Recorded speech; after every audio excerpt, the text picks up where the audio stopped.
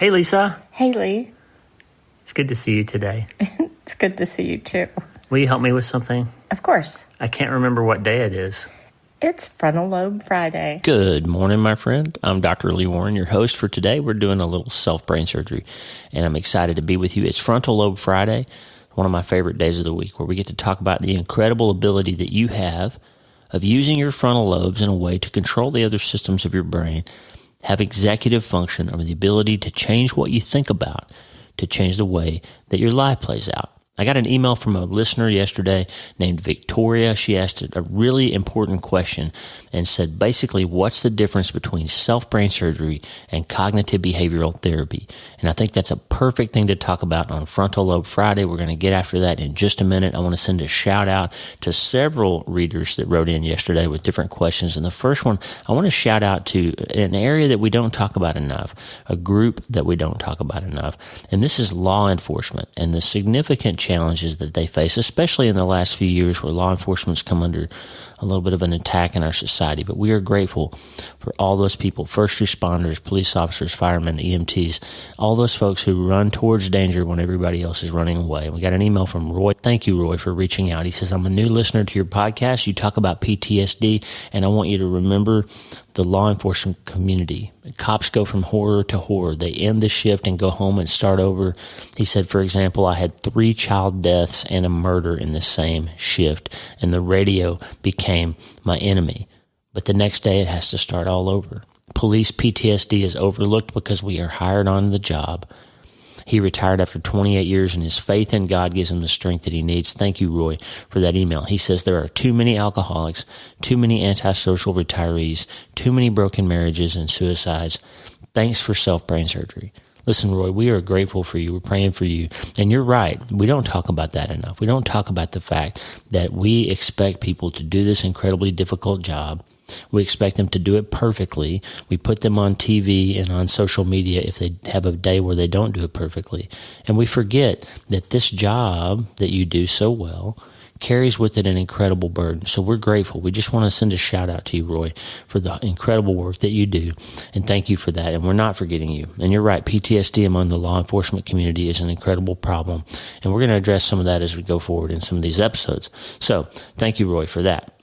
We got additional emails yesterday from numerous people, one of them from a woman named Victoria who wrote in and said, hey, what's the difference between cognitive behavioral therapy and self-brain surgery? That's what we're going to talk about today here on Frontal Lobe Friday. It's going to be a great day. We got 2 incredible interviews coming up on the show that I'm going to be able to release to you in a few days.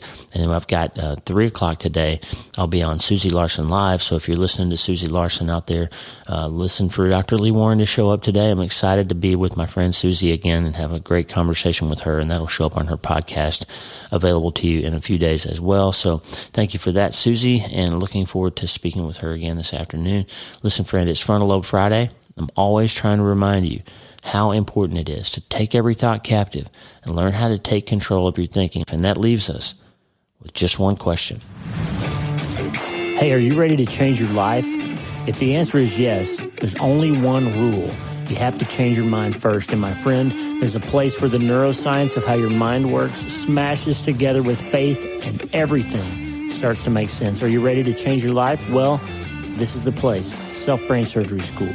I'm Dr. Lee Warren, and this is where we go deep into how we're wired, take control of our thinking, and find real hope. This is where we learn to become healthier, feel better, and be happier. This is where we leave the past behind and transform our minds. This is where we start today. Are you ready?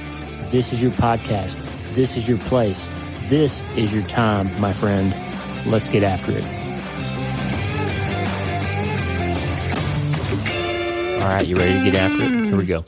Okay, so I got an email from a woman named Victoria, and she said this.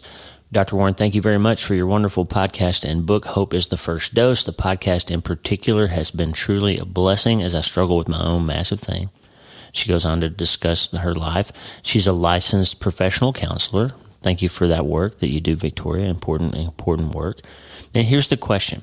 As a counselor, I have some comments and questions. The reliance upon God that is stressed in your book was important. Self-brain surgery, as I understand from your writing, seems to draw heavily from cognitive behavioral therapy. I found CBT of some use, but honestly, the benefit was much more limited than I expected. For a client who had no idea, for example, of how to dispute one's negative thoughts, it's instructive and helpful. But it just so often failed to make lasting and meaningful changes for my clients. I became very discouraged and frustrated with the results. Am I missing some nuances or differences in the way you interpret self-brain surgery versus cognitive behavioral therapy? Perhaps I just hope for something more effective and longer-lasting healing.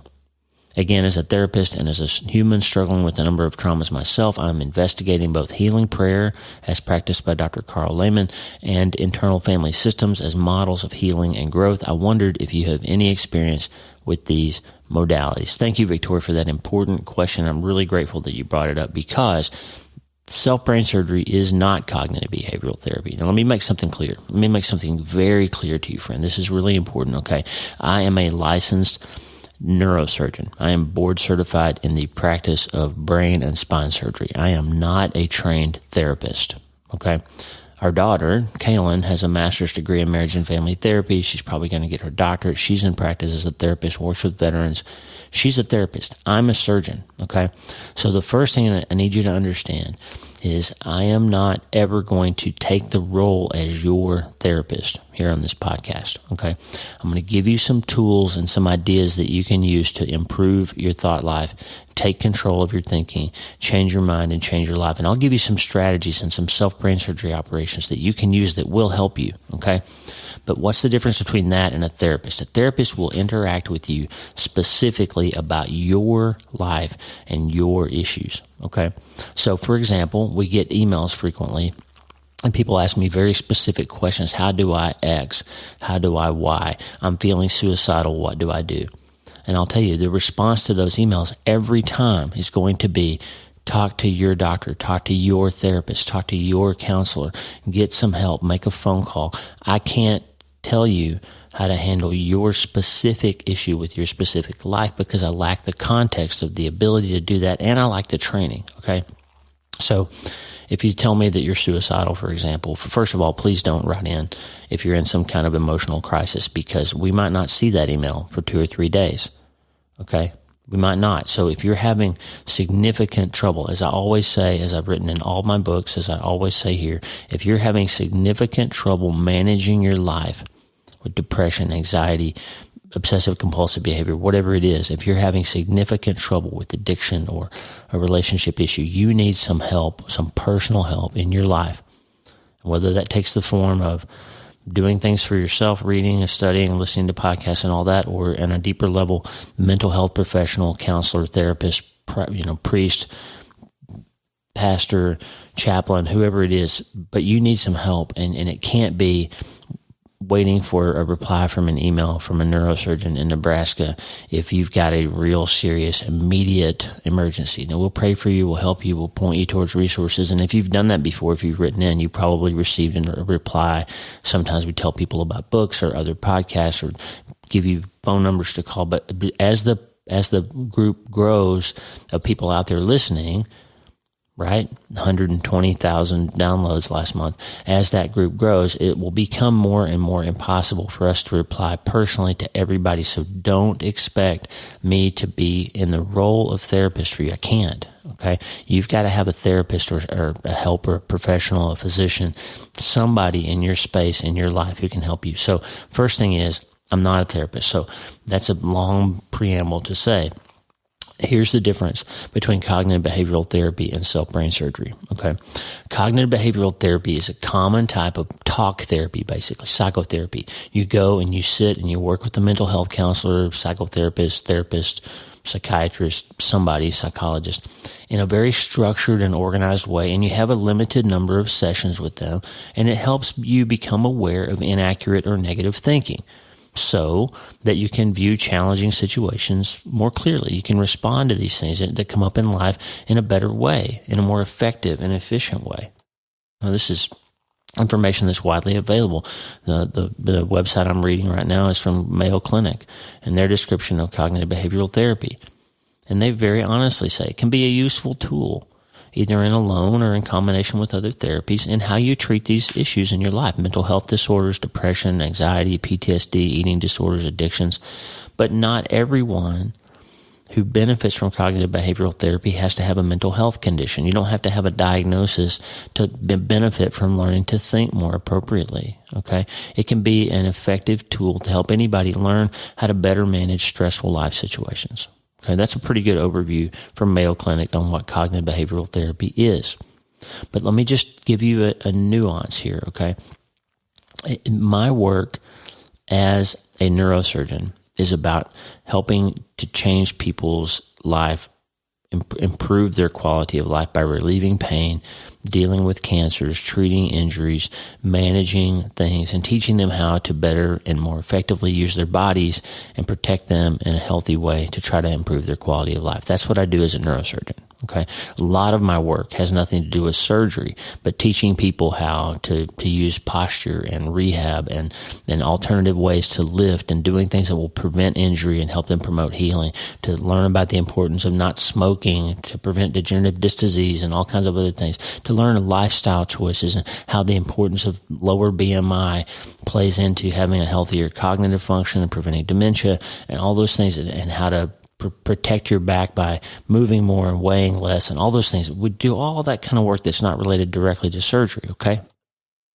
But I'm also a human being who's been through war and had PTSD and been through a divorce and lost a child and found my way back to hope and health and happiness and faith again. So the first thing you need to understand is this podcast is not aimed at being therapy for a specific issue for you. It's aimed at how we can together change our minds and engage our frontal lobes and say, wait a minute, life is trying to tell me that all is lost, and life is trying to throw this set of problems at me, and it becomes too much, and I'm tired of everything being so hard. I'm tired of being so tired. And I want some strategies to how I can start to gain ground and make traction in moving forward in my life instead of ruminating or being stuck in the past. How I can change that massive thing from being the thing that defines my life to being a thing that happens in my life, or a series of things that happen in my life. But how can I move from the hard of John 16:33 to the hope and abundance of John 10:10? How can I live in a space where both of those things are true at the same time? That's what I'm aiming at with self-brain surgery here on the podcast. So let me just give you this very simple definition, Victoria. I would say cognitive behavioral therapy is a tool that therapists use to help people understand that your thinking is negative at a baseline, and how to challenge some of those negative thoughts and look at them more positively and try to have a more accurate worldview on what you're dealing with so that you can be more efficient and effective at managing your life. Okay? That's a pretty good summary of cognitive behavioral therapy. But let me tell you what the difference is with self-brain surgery. I want you to literally understand that when you choose to think about one thing and not another, that you are making structural, real-time epigenetic changes in your brain, your neurochemistry, your DNA expression, your hormonal state, and the way that the organs and systems in your body work, the way the electromagnetic field of your body works, the way that you interact with other people, the way that you change your offspring, if you're having children, the way that your future generations relate to you and to the world. And you are literally changing the structure and course of your life when you learn how to have a 2 Corinthians 10:5 worldview, which is take captive every thought and put it in submission to Christ.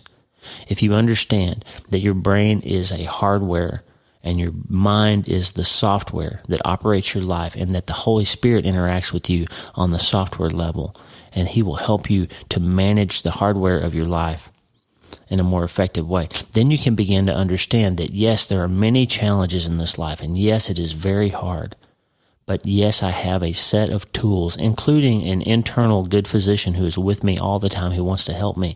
Then I can begin to take every thought captive and make my life better. It doesn't mean every problem is solved. It doesn't mean I don't still need a therapist sometimes. It doesn't mean there might not be a role for medications if I have some serious problem. It doesn't mean that I won't lose my son It means that I'm going to arm myself with a set of things that I'm preparing for these hard situations. I'm learning how to think about them in a healthier way, and I'm preparing myself to gain resilience and to be better able to handle whatever comes along in my life so that I am not wrecked when it does happen. Now, there's an interesting passage in Deuteronomy chapter 6, okay? So self-brain surgery then, in summary, is a set of tools. I'll give you operations, we call them, because I'm a surgeon. Biopsy your thought. Critically examine it. If it's not a true thought, eradicate it and replace it with one that is true. If it is a true thought, is it helpful? Are the follow-on thoughts true? Understand that you have 40,000 negative thoughts a day and that 5 to 1 they're not true and they're not helpful. So learning how to discern and be careful only to give mental attention and energy to the thoughts that are true, and then to direct yourself to take steps towards managing the ones that are true in a way that resolves them or moves them towards a positive outcome. Okay, that's important. So self-brain surgery then is a lifestyle. It's not a therapy session. It's every thought captive so that we can begin to overcome the hardships that we have and learn how to move forward. I talk all the time about putting books and scripture and good words and good music in your heart as prehab so that we build that resilience and build that floor of preparing our minds. Here's a treatment plan. Here's what we're going to do. Here's how I use this EpiPen of self-brain surgery. Here's what I'm going to do with that packet of scripture I gave you in a neurobiology conversation 2 days ago. How we're going to have stuff in our hearts ready to go when it's time for that code, that trauma, that massive thing that's happening. Okay, Deuteronomy chapter 6 gives us this concept. Hear, O Israel, the Lord our God is one. That's the Shema Israel. That's the prayer. Okay, hear, O Israel, the Lord our God, the Lord is one. Verse 5, love the Lord your God with all your heart and with all your soul and with all your strength. These commandments that I give you today are to be on your hearts. And remember, in Bible times, heart and mind are similar. Okay, put this stuff in your head, he's saying. Impress them on your children. Talk about them when you sit at home and when you walk along the road, when you lie down and when you get up. Tie them as symbols on your hands and bind them on your foreheads. Write them on the door frames of your houses and on your gates. Why in the world would he say all that stuff about writing it down and putting up signs and writing it on your forehead and putting it on your hands for other people to see? Why? Write it on your door frame. Why? Because he wants you to remind yourself over and over and over and over that you have some help. You are not alone. There's a set of principles that will help you survive and be resilient. And loving the Lord your God with all your heart and with all your soul and with all your strength is the foundation of all of that. But why? If it's all about how you think, why then bother to write it down and impress it on your children and talk about it all the time and write it on your doorstep and put it on your forehead? Why? Because he wants us to remember that we are connected.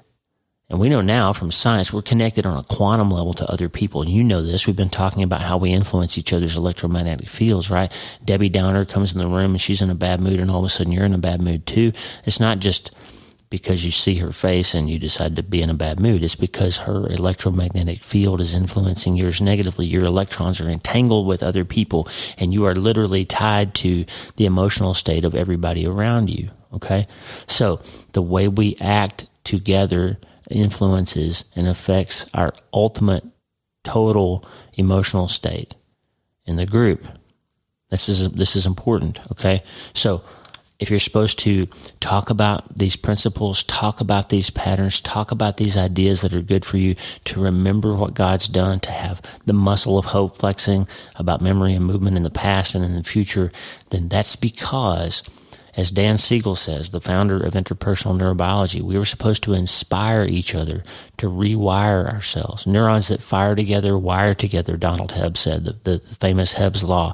When you continue to make things happen over and over by triggering the same memory, thinking the same thought, engaging the thought engine, you will then synaptically create an easier time having that same happen over and over, same thing happen over and over, because remember one of our principles, what you're doing, you're getting better at. So if you're in despair, if you're giving into anxiety, if you're giving into worst case scenario, if you're letting your thoughts spiral out of control, then you are getting better at that and making it easier for yourself to continue to be awash in hopelessness and negativity.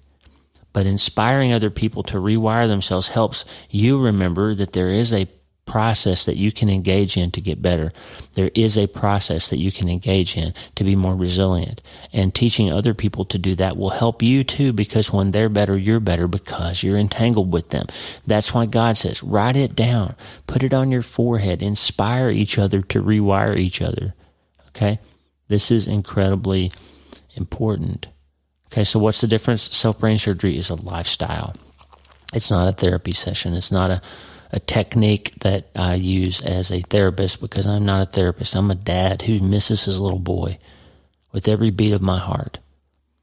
I'm a guy who wakes up in the middle of the night when I hear a noise and I think it's a rocket that's landed and I'm getting ready to have to do a bunch of emergency brain surgery, or I'm wondering if we just got blown up, okay? I'm that guy. But I'm also the neurosurgeon that says, gosh, I watch people just suffer their whole lives because they can't change their behaviors. They're stuck in these patterns and they think that they're stuck with certain diagnoses or labels that somebody's put on them. I can't help it. It's just the way I am. My parents were this way too.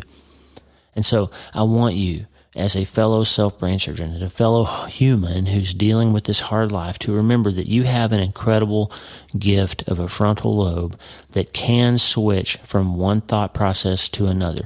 If you've been listening lately, you've heard us talk about labels a lot, and life puts labels on you. This is what cognitive behavioral therapy is about. Like somebody says, I've got anxiety, and the therapist says, okay, you're anxious. Let's give you some tools to be less anxious, okay? I want you to reject the label. I want you to say, no, I don't have anxiety. I'm feeling symptoms of anxiety, but feelings aren't facts. One of the rules, one of the 10 commandments of self-brain surgery is feelings aren't facts. Feelings are chemical events in your brain. And if you're having one set of chemical events making you feel one thing over and over, you need to deal with what's underneath that's triggering that. And you need to reframe it.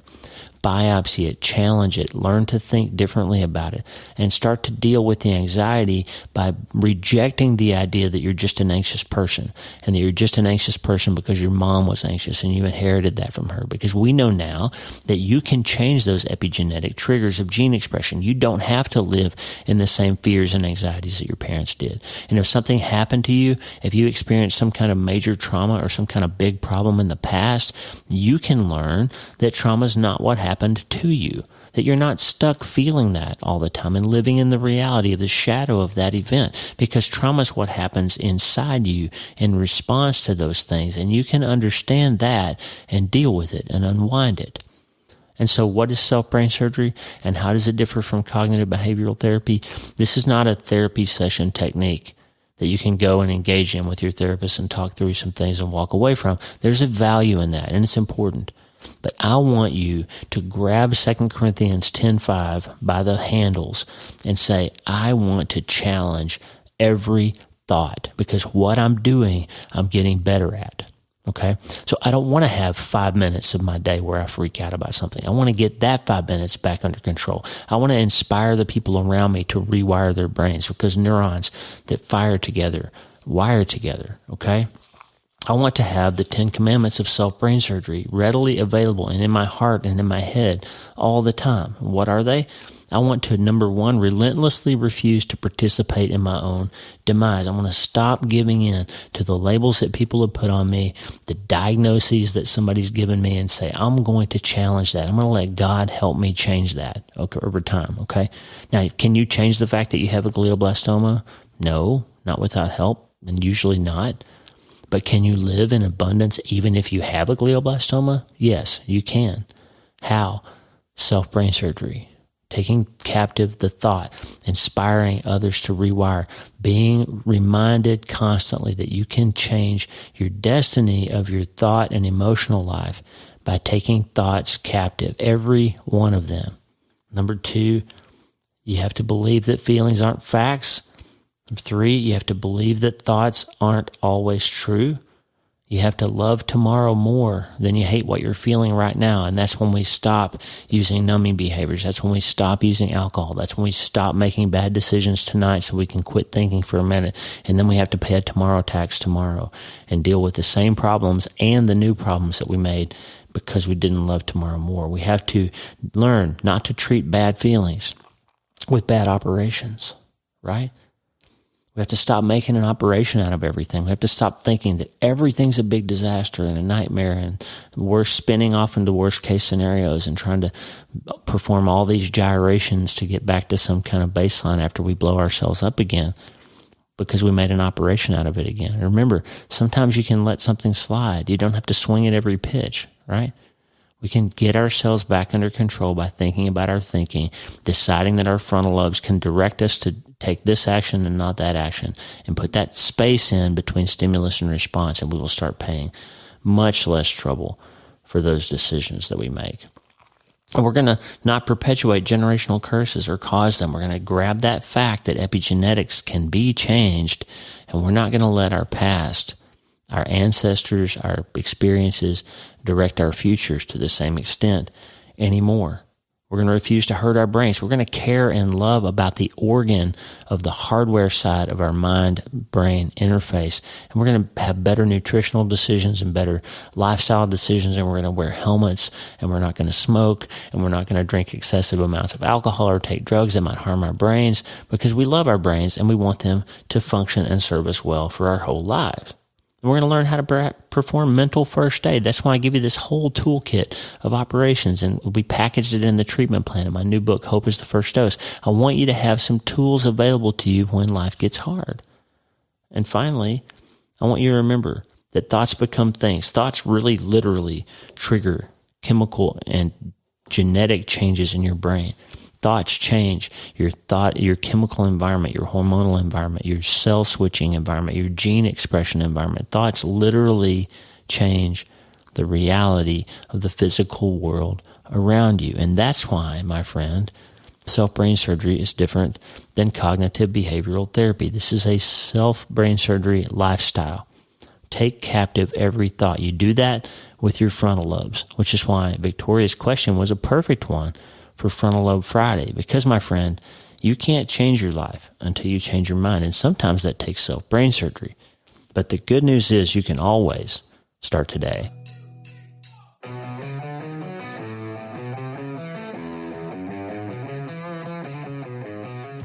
Hey, thanks for listening. The Dr. Lee Warren podcast is brought to you by my brand new book, Hope is the First Dose. It's a treatment plan for recovering from trauma, tragedy, and other massive things. It's available everywhere books are sold, and I narrated the audiobook if you're not already tired of hearing my voice. Hey, the theme music for the show is Get Up by my friend Tommy Walker, available for free at TommyWalkerMinistries.org. They are supplying worship resources for worshipers all over the world to worship the Most High God. And if you're interested in learning more, check out TommyWalkerMinistries.org. If you need prayer, go to the prayer wall at wleewarrenmd.com/prayer, wleewarrenmd.com/prayer, and go to my website and sign up for the newsletter, Self-Brain Surgery, every Sunday since 2014, helping people in all 50 states and 60-plus countries around the world. I'm Dr. Lee Warren, and I'll talk to you soon. Remember, friend, you can't change your life until you change your mind. And the good news is you can start today.